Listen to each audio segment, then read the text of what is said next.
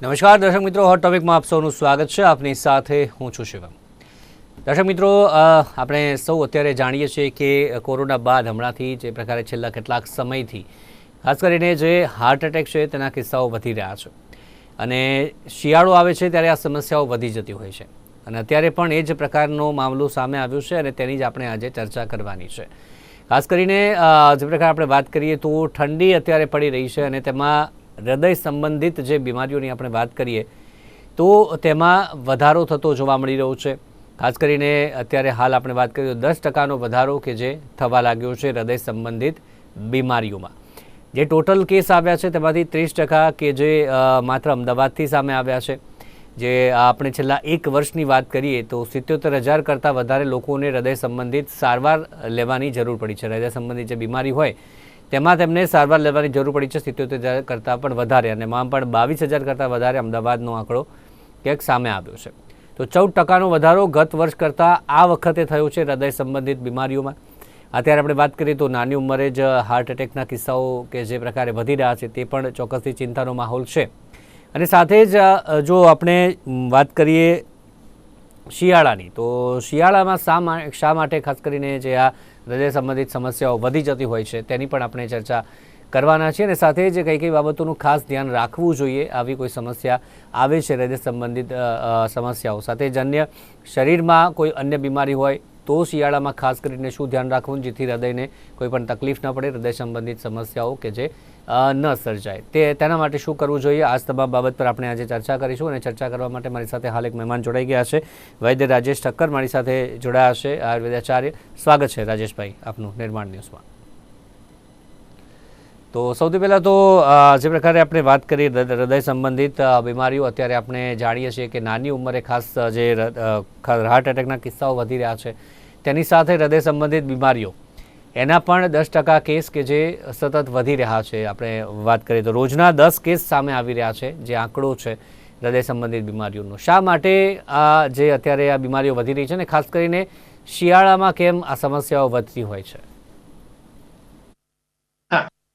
શિયાળામાં ઠંડકનું પ્રમાણ વધે છે એટલે આપણે સૌ જાણીએ છીએ કે વિજ્ઞાનનો એક નિયમ છે કે ઠંડક વધે એમ કોઈ પણ વસ્તુમાં સંકોચ આવે અને ગરમી થાય તો પ્રસરણ પામે. તો આની કારણ એ એવું છે કે જે આપણા શરીરની જે લોહીને વહેવડાવતી હોય એવી નસો હોય કે જેને ધમનીઓ અને શિરાઓ તરીકે ઓળખવામાં આવે છે. તો એ ધમનીઓ અને શિરાઓમાં ઠંડકને કારણે એ અચાનક સ્પાઝમ એટલે એક પ્રકારનું સંકોચ આવે છે. અને જે સંકોચ આવે છે ને એ જ્યારે ઠંડકને કારણે અને બીજી કેટલીક પરિસ્થિતિઓના કારણે એ જો વધારે પડતો હોય અને થોડો સમય વધારે સુધી રહેતો હોય એ સંકોચ, તો એ આ હૃદય રોગની બીમારીનું હૃદયના એટલે એટેકનું કારણ બને છે. આ એક મોટું મહત્વનું શિયાળાનું કારણ હોય છે. અને આપણી અત્યારે જીવન પદ્ધતિ બદલાઈ છે, આપણા ખોરાક બદલાયા છે. આપણે તેલ ખાઈએ છીએ તો પણ આપણને ખબર નથી, આપણે જોઈએ છીએ તો પનીર ચીઝ ખાઈએ છીએ તો એ પણ, એટલે ચરબીના જે સ્ત્રોત છે ઘી પણ નકલી પકડાય છે. તો એ બધું એવું વસ્તુ છે કે આપણામાં ખરાબ પ્રકારના કોલેસ્ટ્રોલનું પ્રમાણ આપણા દૈનંદિન ભોજનમાં ખૂબ વધી રહ્યું છે અને એ આપણા હૃદયની નળીઓને પણ બ્લોક કરે છે, હૃદયની નળીઓના બંધારણને પણ ખરાબ કરે છે અને એ પ્લાક સ્વરૂપે એટલે એક કેલ્સિફાઈડ ક્ષારોના સ્વરૂપે એ જમા થાય છે અને એ અવરોધ થાય ને એમાં જ્યારે શિયાળાનો સમય હોય અને સંકોચ આવે તો એ તકલીફ વધી જાય. એટલે કેમ કે તમે હૃદયને પમ્પિંગ વધારે કરવું પડે, જોર પડે અને જોર પડે ને એન્ડ પાર્ટ સુધી લોહી ન પહોંચતું હોય, છેક હાથ પગના આંગળાઓ વગેરે જે હોય દૂરના ભાગો, તો એ ત્યાં સુધી પંપ વધારે કરવું પડે, જોર કરવું પડે ને એને કારણે હૃદય ઉપર તકલીફ પડે અને એને કારણે આ તકલીફની સમસ્યા હાર્ટ એટેકની વધતી. જી, ડૉક્ટર જીત પણ આપણી સાથે જોડાયા છે. ડૉક્ટર જીત, આપનું પણ સ્વાગત છે. વાત કરીએ શિયાળામાં શા માટે જે આ સમસ્યાઓ હૃદય સંબંધિત વધતી હોય છે, આપને કયા કયા કારણો ખાસ લાગી રહ્યા છે?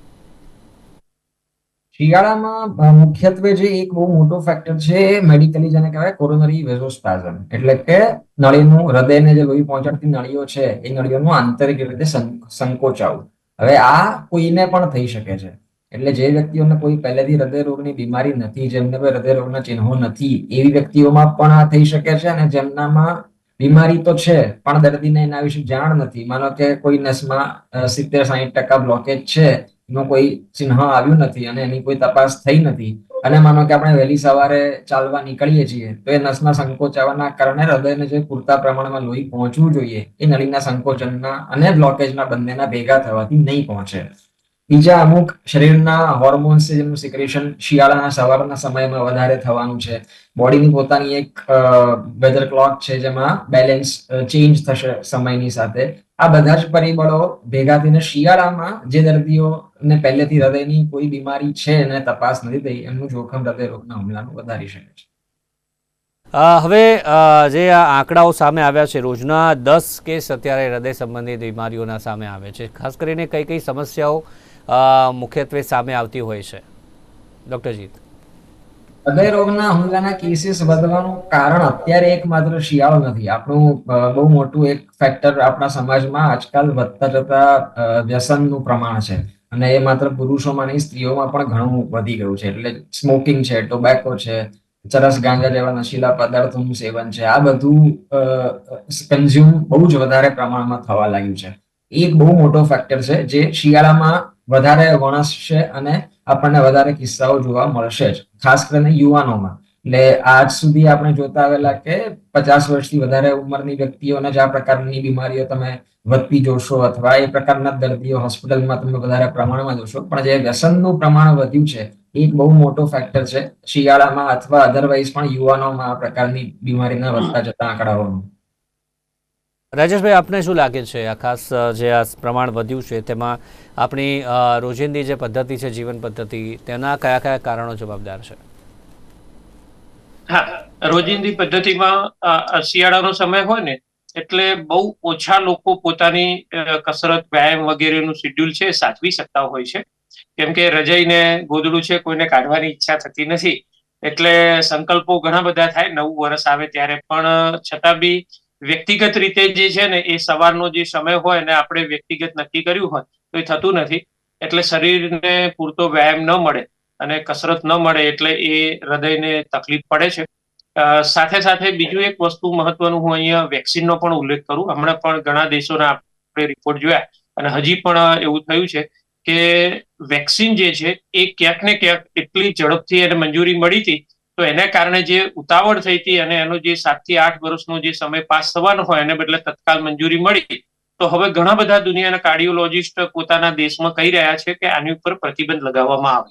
પહેલા ધીમો સૂર હતો, હવે ડોક્ટરોની અંદરથી જે લોકો પ્રમાણિત છે અને જેમને મનુષ્યનું હિત છે કેન્દ્રમાં, ફક્ત પોતા કંપનીઓ કે એમનો સ્વાર્થ કે બીજું બધું નહીં, તો એમાંથી જોર મોટું થઈ રહ્યું છે અને એ જે છે એ જોર પકડી રહ્યું છે એવું લાગે છે. એટલે વેક્સિનનો મોટો રોલ હોઈ શકે. mRNA વેક્સિન જે છે એ જવાબદાર હૃદયની જે કહેવાય કે નળીઓના અંદર તકલીફ કરી શકે છે અને હાર્ટ એટેકનું કારણ બને છે. બીજું એક મહત્વની વસ્તુ કે મેં જે કીધું કે ખાદ્ય ખોરાકની અંદરની ભેળસેળ. આપણે જે ખોરાક ખાઈએ છીએ એ તેલમાં કેટલું બધું પામ તેલ છે, કેટલું વેજીટેબલ ઓઇલ છે. આપણે ઘી ખાઈએ છીએ તો એમાં વેજીટેબલ ઓઇલની જે કહેવાય કે જેને દેશી ઘી કે એવી રીતે પેલા તરીકે ઓળખવામાં આવતું હોય, વનસ્પતિ ઘી તરીકે, એનું પ્રમાણ વધી રહ્યું છે, ભેળસેળ થઈ રહી છે. ચીઝ, પનીર છે એ પણ બધું જ સિન્થેટિક પ્રમાણમાં આવી રહ્યું છે. એટલે પ્રમાણ એ છે કે જે ટ્રાન્સફેટ જે કહેવાય કે સૌથી વધારે બેડ કોલેસ્ટ્રોલ વધારનારી ચરબીના જે સ્ત્રોત જે છે એ આપણા જીવનમાં વધી રહ્યા છે. એટલે આપણે જ કોઈકનો કોઈક આપણામાંથી કોઈકનો કોઈક વેપારી છે, આપણા નજીકનું છે કે બીજા કોઈ, તો અરસપરસ જ છે બધા, પરંતુ કોઈને કેન્દ્રમાં નથી. ફક્ત દરેકને પોતાનો વ્યવસાય જોવો છે. તો એવી રીતે હું માનું છું ત્યાં પરિવર્તનની અહીંયા જરૂર છે કે આપણે ખોટા કાર્ય ન કરીએ. જેને લેવું હોય ને ભેળસેળ વાળું કરવું હોય તો એને અલગથી આવવું જોઈએ, પણ ખબર ના હોય અને તમે એ જયારે એવી વસ્તુઓનું સેવન કરો તો એ આપણા જીવનમાં બહુ વધ્યું છે અને મને એવું લાગે છે કે આ પણ એક બહુ મોટું કારણ છે. સાથે જ ડૉક્ટરજી, હવે આજે એક અન્ય અહેવાલ પણ સામે આવ્યો છે. મેદસ્વીતાનું પ્રમાણ વધ્યું છે, 16% જેટલું પ્રમાણ મેદસ્વીતાનું પણ વધ્યું છે અને એ પણ એક કારણ હોઈ શકે છે હૃદય રોગનું. તો જેને મેદસ્વીતા છે, જે એના શિકાર છે, તેમણે કઈ કઈ બાબતોનું ખાસ ધ્યાન રાખવું પડે અને મુખ્યત્વે શિયાળાની વાત કરીએ ત્યારે શિયાળો ચાલી રહ્યો છે ત્યારે મેદસ્વીતા એ પોતે તો ઘણી બધી બીમારીઓ નોતરે જ છે, પણ સાથે સાથે એક મેડિકલ કન્ડિશન છે મેટાબોલિક સિન્ડ્રોમ, જેમાં મેદસ્વીતાની સાથે ડાયાબિટીસ, બીપી, ચરબી વધારે હોવી અને સ્લીપ એપનિયા, આ એટલે શ્વાસને સંબંધિત એક બીમારી થઈ. આ બધું ભેગું થાય ત્યારે હૃદયને સંબંધિત જોખમો પણ ઘણા બધા વધી જતા હોય છે, ખાસ કરીને અચાનક હૃદયનું બંધ થઈ જવું હૃદય રોગના હુમલાના કારણે અથવા ધબકારાની અનિયમિતતાના કારણે. તો જે લોકો પહેલેથી જ મેદસ્વી છે, જેમ કે જેમનું બેઝિક એક એમ પોતાનું વજન એકમાત્ર કદાચ ન પણ જોતા હોય, તમે બીએમઆઈ પણ કેલ્ક્યુલેટ કરતા હો, તમે જો 25 થી કે 30 થી વધારેના બીએમઆઈ રેન્જમાં આવો છો અને તમારા બોડી ફેટ પર્સન્ટેજનું પ્રમાણ 20% થી વધારે છે, તો તમારે એક આહાર તો નિયમિત કરવો જ પડશે. કસરત અને આહારનો કોઈ રિપ્લેસમેન્ટ નથી, કોઈ પણ એવી દવાઓ નથી કે જે ખાવાથી તમે અચાનક ફિટ થઈ જશો. એટલે 90% તમારું સ્વાસ્થ્ય તમે તમારા રસોડામાંથી જ નિયમિત રીતે સારું કરી શકશો.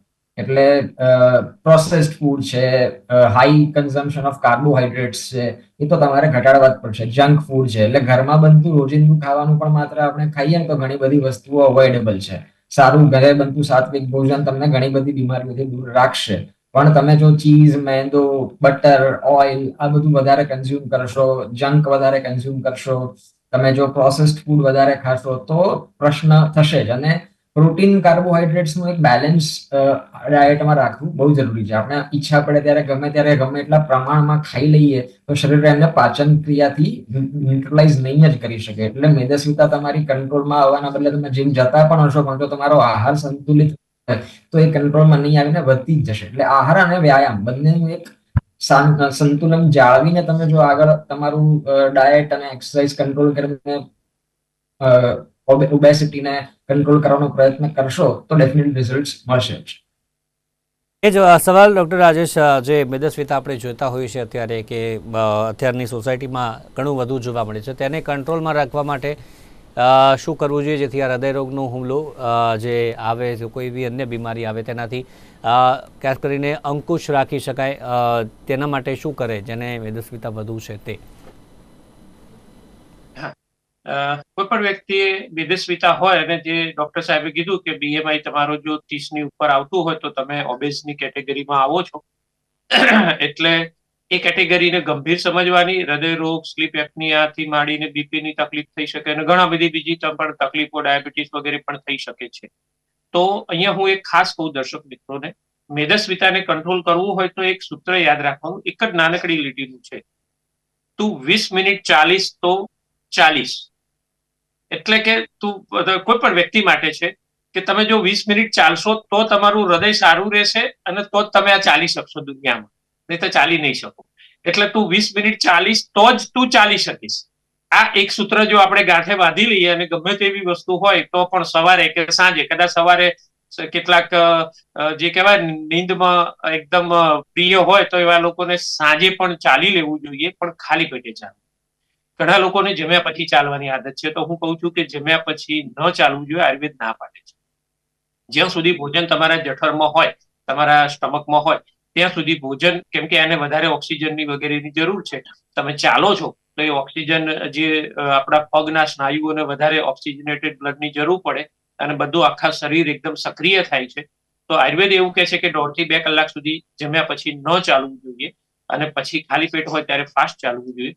બીજું એક વસ્તુ એવું છે કે હંમેશા કસરત અને વ્યાયામ માટે પોતાની જાત માટે 20 થી 40 મિનિટનો ટાઈમ આપવો જ, એ આ બહુ જ મહત્વની વસ્તુ છે. એનો કોઈ સબસ્ટિટ્યુટ નથી વ્યાયામ કસરતનો કે એવી રીતે. કેટલીક એવી નજીકના આયુર્વેદના તમારા કોઈ વૈદ્ય હોય નિષ્ણાત, એમની પાસેથી હૃદયની રક્ષા કરનાર, હૃદયને પોષણ આપનાર, અર્જુન છે, અશ્વગંધા છે, અગ્નિમંથ છે, બ્રાહ્મી છે, શંખપુષ્પી છે, એવી અનેક વનસ્પતિઓ છે કે જે બળ આપે છે. અને ખરાબ કન્ડિશનમાં, ધારો કે હું અહીંયા કહું કે હાર્ટ એટેક આવતો હોય, કોલેસ્ટ્રોલનું વધારે બ્લોક હોય ને વધારે 90% બ્લોકેજ છે, તો કેટલીક એવી વનસ્પતિઓ છે, અગ્નિમંથ છે કે વિડંગ છે કે એવી બધી વનસ્પતિઓ, ત્રિફલા, દારૂ હરિદ્રા, તો એ નિષ્ણાત વૈદ તમારું એનાલિસિસ કરીને ઔષધ આપે તો એ ક્લીન કરી શકે છે, અંદરથી કેટલો કચરો બહાર નીકળી શકે છે. બીજી એક વસ્તુ કે એવી જ કન્ડિશનની અંદર હૃદયના સ્નાયુઓ નબળા પડ્યા છે કે જેને સીસીએફ, કન્જસ્ટિવ કાર્ડિયક ફેલ્યોર કહેવામાં આવે છે. તો આ કન્ડિશનમાં જ્યારે સ્નાયુઓની નબળાઈ હોય અને હૃદયનું પમ્પિંગ ઘટ્યું હોય અને કાર્ડિયો મેગાલી એટલે હૃદય પોળા થવા એવી બધી પરિસ્થિતિઓ થતી હોય, તો એ કન્ડિશનમાં આયુર્વેદની કેટલીક ઔષધિઓ જે છે કે માંસ ધાતુને બળ આપનારી જે ઔષધિઓ બહુ જ સરસ કાર્ય કરે છે. તો એ વૈદ પોતાના જ્ઞાનથી એ આપી અને હૃદયને બળ આપી શકે છે અને એના પમ્પિંગને પણ સુધારવાનું કાર્ય થઈ શકે. તો અહીંયા મહત્વની વસ્તુ એ છે કે એ ઔષધિઓ કોઈ પણ જાતની આડઅસર વગર કરી શકાય. તો એક બેટર ઓપ્શન તરીકે આયુર્વેદ અત્યારે આખા વર્લ્ડમાં એક્સેપ્ટન્સ થઈ રહ્યું છે. અને અત્યારે વર્લ્ડ આયુર્વેદ કોન્ફરન્સ દહેરાદૂનમાં 12 તારીખથી 16 તારીખની વચ્ચે થઈને એમાં ઘણા બધા રિસર્ચ થયા અને આમાં બધી વસ્તુઓ પ્રૂવ થયેલી છે. તો હું સલાહ દર્શક મિત્રોને પણ કહું છું કે આયુર્વેદને અપનાવો અને તમારા હૃદયને તંદુરસ્ત રાખીશું. ડૉક્ટરજી, જે તમે હૃદયરોગની આપણે કારણોની વાત કરી, હમણાં મેદસ્વીતા પણ એક કારણ છે. આની સિવાય ખાસ કરીને શિયાળામાં કઈ કઈ સમસ્યાઓ શરીરમાં જેમને છે તો તેમને ખાસ ધ્યાન રાખવું જોઈએ? મેદસ્વીતા સિવાયની અન્ય બાબતો હોય છે કે જેના લીધે હૃદયરોગનું કે હૃદય સંબંધિત અન્ય બીમારીઓ થવાનું જોખમ રહેતું હોય છે, તેવી કઈ કઈ બાબતો છે મેદસ્વીતા સિવાય, અને શિયાળામાં ખાસ તેના માટે શું ધ્યાન રાખવું જોઈએ? મેદસ્વીતા તો તમને અચાનક શિયાળામાં નહીં થાય, તમે પહેલેથી મેદસ્વી હશો જ. પણ શિયાળામાં ખાસ કરીને એક બહુ અગત્યની વસ્તુ જે ધ્યાનમાં રાખવાની જરૂર છે, કોઈ પણ પ્રકારની કસરત વહેલી સવારે નહીં કરવી, કોઈ પણ વ્યક્તિએ નહીં કરવી. એટલે જે આપણે પહેલેથી ફેમિલીમાં ચાલતી આવતી વસ્તુ છે કે સવારે વહેલા ઉઠીને વ્યાયામ કરવો, તો એ ચોમાસા કે ઉનાળા માટે યોગ્ય હોઈ શકે. શિયાળામાં હૃદયના સંબંધમાં ક્યારેય વહેલી સવારે વ્યાયામ કરવા નીકળવું નહીં. ખાસ કરીને જે લોકોને હૃદયની પહેલેથી કોઈ બીમારી છે એ લોકોએ બિલકુલ જ નહીં. એટલે કોઈની એન્જિયોપ્લાસ્ટી થઈ છે અથવા કોઈનું બાયપાસ થયું છે તો એમણે વહેલી સવારે કોઈ પણ પ્રકારનું કસરત વ્યાયામ નહીં કરવો. આ પહેલી સલાહ છે જે દરેકને અનુસરવી જોઈએ. તમારું યુઝ્યુઅલ વર્કઆઉટ રૂટીન પણ તમે 7-8 વાગે શરૂ કરો એ વધારે સારું છે. કોઈ કારણસર તમે તમારા ડેલી ચોર્સમાં ફિટ નથી કરી શકતા તો સાંજે કરો, પણ વહેલી અર્લી મોર્નિંગ વર્કઆઉટ્સ, કોઈ પણ સ્ટ્રેનિયસ ફિઝિકલ એક્ટિવિટી અવોઇડ કરો જેનામાં હૃદયરોગનો હુમલો હોવાનું જોખમ વધી શકે છે કોરોનરી સ્પેઝમ્સના કારણે, જે મેં પહેલા જ વાત કરી એમ. આના સિવાય બહુ બધી એલર્જીસ છે, બહુ જ બધી કન્ડિશન્સ છે, જે વિન્ટર એક્ઝેસર્બેશન, કોઈને એઝમાની બીમારી છે તો એ શિયાળામાં વર્સન થશે. કોઈ પણ પહેલેથી જ કોઈ પ્રકારની એક લંગ કન્ડિશન છે, હવે COPD હોય કે IPF હોય કે કોઈ પણ બીજી પ્રકારની બીમારી હોય જે ફેફસાને સંબંધિત છે, તો શ્વાસની સમસ્યાઓ ઘણી બધી વધતી હોય છે. કોઈને ફેફસા, કિડની અને હૃદય ત્રણને સંબંધિત બીમારીઓ હોય તો એ પણ શિયાળામાં વધારે વર્સન થઈ શકે છે. એટલે તમારું ડાયટ અને એક્સરસાઇઝ તો તમારે પ્લેસમાં રાખવા જ પડશે, પણ સાથે સાથે જો તમને પહેલેથી આ પ્રકારની કોઈ બીમારી છે તો તમારે તમારા ડોક્ટરને કન્સલ્ટ કરીને એની મેડિસિન્સ ઓપ્ટિમાઇઝ કરાવવી પડશે. સૌથી ઇમ્પોર્ટન્ટ છે સબસ્ટન્સીસ કયા તમે કન્ઝ્યુમ કરો છો. હવે ઘણી બધી વખત આપણા સમાજમાં આજકાલ આપણે તમારી કોઈ પહેલેથી બીમારી ચાલે છે, ટ્રીટમેન્ટ ચાલુ છે હૃદયને સંબંધિત અથવા કિડનીને સંબંધિત ખાસ કરીને, તો આપણે શિયાળામાં ઊંટ વેદાઓ કરવા નીકળી પડીએ છીએ કે આજે આપણે આ સપ્લિમેન્ટ લીધું, આજે આ ઔષધિ લીધી, આજે આ સબસ્ટન્સ લીધું, અને એના કારણે હૃદય અને કિડની બંને વધારે ખરાબ અસર પડતી હોય છે. ખાસ કરીને શિયાળામાં આનું કોન્સ્ટન્ટ હોસ્પિટલ્સમાં ઇન્ડોર એડમિશન્સ વધતા જતા હોય છે. એટલે એવી કોઈ ચમત્કારિક દવાઓ નથી, એટલીસ્ટ રિસર્ચ નથી, જેના કારણે અચાનક તમારું કિડની કે હૃદય સારા થઈ જશે. કોઈ તમને આવું ગેરમાર્ગે દોરતું હોય તો પ્લીઝ તમે તમારા રેગ્યુલર ડોક્ટરને કન્સલ્ટ કર્યા વગર એડ ઓન દવાઓ ન કન્સિડર કરો કન્ઝ્યુમ કરવાનું. અને મેં કહ્યું એમ કે તમારું એક બેલેન્સ ડાયટ મેન્ટેન કરો, moderate amount of exercise at least 5 days a week consider કરો, અને તમારા ડોક્ટરના સંપર્કમાં રહો. ડૉક્ટર રાજેશ, આપ શું કહેવાય, રોજિંદા જીવનમાં કઈ કઈ બાબતોનું ધ્યાન રાખવું જોઈએ? રોજિંદા જીવનમાં ઘરેલું ઉપચારની આપણે વાત કરીએ તો ઘરે શું કરવું જોઈએ? ખાસ બહારથી કંઈથી આવ્યા છીએ તો શું કરવું જોઈએ જેથી હૃદય આપનું રહે સરખું? સરસ. આપણે બેલેન્સ ડાયટ લેવું જોઈએ. તમારા અગ્નિને ધ્યાનમાં રાખીને તમારે આહાર લેવો જોઈએ. અગ્નિ એટલે મેટાબોલિઝમનું એક 13 પ્રકારના અગ્નિનું આયુર્વેદમાં વર્ણન છે, જેને જઠરાગ્નિ, પંચ મહાભૂતોના 5 અગ્નિ અને 7 ધાતુઓના અગ્નિ. એટલે મોડર્ન મેડિકલ સાયન્સની વિચારવાની જ્યાં ક્ષમતાઓ પૂરી થાય છે એનાથી આગળ આયુર્વેદ છે, અને 13 અગ્નિઓ દ્વારા થાય છે. એટલે ઘણા બધા એવા હોર્મોનલ સિક્રેશન કેવી રીતે થાય છે કોઈને ખબર નથી દુનિયામાં, તો આયુર્વેદ એનાથી ઉપર છે. એટલે ઔષધિઓ એ કોઈ સબસ્ટિટ્યુટ નથી, એ તો મેઇન સ્ટ્રીમ થેરાપી છે. સદીઓથી ભારતના સ્વાસ્થ્યનું રક્ષણ કરતી આવેલી આયુર્વેદ છે, અને ઘણી એવી કન્ડિશન ઇમરજન્સીની અંદર પણ આયુર્વેદ પોતાનો પ્રભાવ અત્યારે બતાવી રહી છે. ખાસ કરીને બેલેન્સ ડાયટ એટલે કેવું કહેવાય કે તમે દરેક વસ્તુ ષડ રસ એટલે 6 રસથી યુક્ત તમારું ભોજન હોવું જોઈએ. ખાલી કાર્બોહાઈડ્રેટ તમે ચણા ખાવ છો તો કે તમે પ્રોટીન નથી ખાતા, તમે અંદર ઘણી બધી વસ્તુઓ છે. તો આયુર્વેદ એવું કહે છે કે ષડ રસયુક્ત ભોજન હોવું જોઈએ. દરેક રસનો પોતાનો એક ગુણ પ્રભાવ છે, અને એને દોષને પ્રકોપ કરવાનું અને એને પોતાને વધારવાની ને ઘટાડવાની ક્ષમતાઓ છે. તો એ ષડ રસયુક્ત ભોજન હોવું જોઈએ. ભોજન લીધા પછી તમારે 1.5 થી 2 કલાક સુધી સૂઈ નથી રહેવાનું. તમે જો ભોજન લીધા પછી સૂઈ રહેશો તો તમારું ભોજન ચરબીમાં પરિવર્તન પામી શકે છે. એટલે ખાસ કરીને આ ધ્યાન રાખવાનું, ભોજન પછી ચાલવાનું નથી અને સૂઈ નથી રહેવાનું. બીજું મહત્વનું, 20 થી 40 મિનિટ પોતાની જાત માટે કાઢી અને સંક્રમણ કરો, ચાલો, અને સાથે વ્યાયામ કરી શકતા હોય, આસન વગેરે કરી શકતા હોય તો હું કહું કે જીમ વગેરેના આસન કરતા યૌગિક જે વ્યાયામ છે, યૌગિક આસનો છે એ વધારે સારા છે. પ્રાણ ઉર્જા આપશે તમને. પેલું ફક્ત ને ફક્ત તમને મસલ્સ ડેવલપ કરી શકે, એરોબિક કસરતો, રિધમિક એક્સરસાઇઝ, એના કરતા પ્રાણ ઉર્જા જે કહેવાય, હૃદયને જે બળ આપવાનું છે, તો એ ફક્ત યોગ અને આના આસનો કરી શકે. આયુર્વેદની ઔષધિઓ છે, બહુ જ પ્રભાવશાળી છે અને લાખો લોકોના મોત થઈ શકતા હોય એવી કેટલી બધી મોડર્ન મેડિકલ સાયન્સની એવી આડઅસરો વાળી પરિસ્થિતિ જ્યારે ડેવલપ થાય છે તો અમે પોતે વ્યવસાયમાં જોઈએ છીએ તો આયુર્વેદની ઔષધિઓ જીવ બચાવે છે. તો ખાસ કરીને કે નજીકના વૈદનો સંપર્ક કરી હૃદયરોગની કન્ડિશન, ઓબેસિટી વગેરે હોય તો આયુર્વેદના ઔષધોને પ્રથમ પ્રાધાન્ય આપવું, આવી મારી સલાહ છે.